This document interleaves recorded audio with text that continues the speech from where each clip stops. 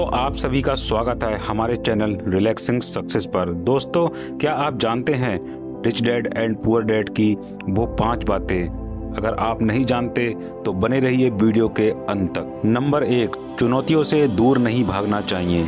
Kiyosaki की जो पहली सीख है वो ये है कि चुनौतियों से दूर नहीं भागना चाहिए, बल्कि उन्हें एक अवसर के रूप में देखना और बदलना चाहिए। मिडिल क्लास फैमिली शुरू से ही अपने बच्चों को सिखाते हैं कि ये चीज़ हम अफोर्ड नहीं कर सकते, वो चीज़ हम अफोर्ड नहीं कर सकते। लिहाजा बच्चों को बचपन से ही लगता है कि ऐसी बहुत सी चीज़ें हैं जो उनकी पहुंच से दूर हैं। वहीं रिच फैमिली में बच्चों को सिखाया जाता है कि अगर आपको महंगी चीज़ चाहिए तो वो उसे कैसे अफोर्ड कर सकते हैं। अगर आप खुद ही किसी चीज़ को बोलते हैं कि हम अफोर्ड नहीं कर सकते तो आप उसकी संभावना खत्म कर देते हैं और उसके बारे में सोचना भी छोड़ देते हैं। वहीं जब आप ऐसा सोचते हैं कि मैं इसे कैसे अफोर्ड करूं, तो आपका दिमाग भी खुद को फोर्स करने लगता है, नए नए रास्ते खोजने लगता है। लिहाजा आप खुद के लिए वेल्थ भी क्रिएट कर पाते हैं। नंबर 2, कमाने से ज़्यादा नेट वर्थ कितनी है ये ज़रूरी है। कियोसाकी बताते हैं उनके पिता भले ही PhD थे, लेकिन मंथ एंड में उनके पास ज़्यादा पैसे नहीं बचते थे। वहीं उनके दोस्त के पिता यानी रिच डैड हाई स्कूल तक पढ़े थे, लेकिन उनका सारा फोकस एसेट्स बनाने और एक्वायर करने पर होता था। उसकी वो सारी जानकारी रखते थे। जैसे मान लीजिए आप 1 लाख रुपए महीना कमाते हैं और 5,000 रुपये बचाते हैं, वही दूसरा 50,000 कमाता है लेकिन आय का 20 से 30% बचाता है और एसेट्स बनाता है। लॉन्ग टर्म में 50,000 कमाने वाले के पास वेल्थ ज़्यादा होगा।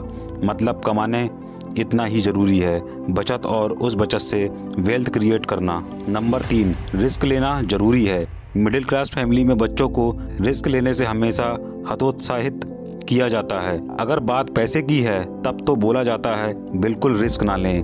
कियोसाकी कहते हैं अगर आपको अमीर बनना है तो रिस्क लेना सीख लेना चाहिए। अगर आप वेल्थ क्रिएट करना चाहते हैं तो कैलकुलेटेड रिस्क लेना चाहिए।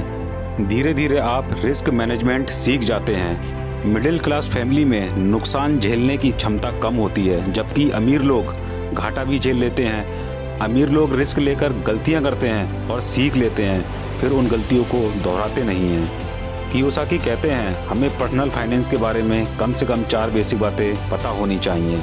Number 1, basic accounting. हम कंपनी के फाइनेंशियल स्टेटमेंट को पढ़ सकें, समझ सकें। नंबर 2, इन्वेस्टिंग से हम अपने पैसों को बढ़ा सकते हैं। नंबर 3, फाइनेंशियल मार्केट्स के बेसिक रूल्स का पता होना चाहिए। नंबर 4, टैक्स से संबंधित बातें हमें जानना चाहिए ताकि हम जो पैसा कमा रहे हैं उसे बचा सके। कई बार ऐसा होता है कि कुछ लोग अमीर होते हैं लेकिन धीरे धीरे अपना पैसा गंवा देते हैं। इसकी बड़ी वजह होती है फाइनेंशियल एजुकेशन की कमी। नंबर 5, खुद के लिए काम करें। कियोसाकी कहते हैं कि आप पूरा जीवन दूसरों के लिए काम करके यानी नौकरी करके वेल्थ क्रिएट नहीं कर सकते। एक कर्मचारी अपनी 1 महीने की मेहनत 1 महीने की सैलरी के लिए खर्च करता है, वहीं एम्प्लॉयर कर्मचारी को जितनी सैलरी देता है उससे कई गुना निकालने पर फोकस रखता है। लिहाजा नौकरी में आदमी जो कमाता है वो उसकी असल वैल्यू से हमेशा कम होती है। जब आप अपना खुद का बिजनेस करते हैं या खुद के लिए काम करते हैं तो आपकी आय में दूसरे किसी का हिस्सा नहीं होता। आय पर कोई सीलिंग नहीं होती। आप जितना कमाएंगे उतना ज़्यादा सेव कर पाएंगे, जितना सेव करेंगे उतना ज़्यादा एसेट्स एक्वायर कर पाएंगे और उतना ही ज़्यादा वेल्थ क्रिएट कर पाएंगे। ज़रूरी नहीं कि ऊपर लिखी सभी बातें आपके जीवन पर लागू ही होती हैं। समय, परिस्थिति और माहौल के हिसाब से चीज़ें अलग अलग हो सकती हैं। बस हम इस किताब से कुछ प्रेरणा ले सकते हैं जो हमें आगे बढ़ने में मदद कर सके। दोस्तों, अगर ये वीडियो आपको अच्छी लगी हो तो इस वीडियो को लाइक करके हमारे चैनल को सब्सक्राइब करना ना भूलिए। तो चलिए दोस्तों, फिर मिलता हूँ ऐसी ही एक नई मोटिवेशनल वीडियो के साथ। तब तक के लिए आप अपना और अपने प्रियजनों का ख्याल रखें।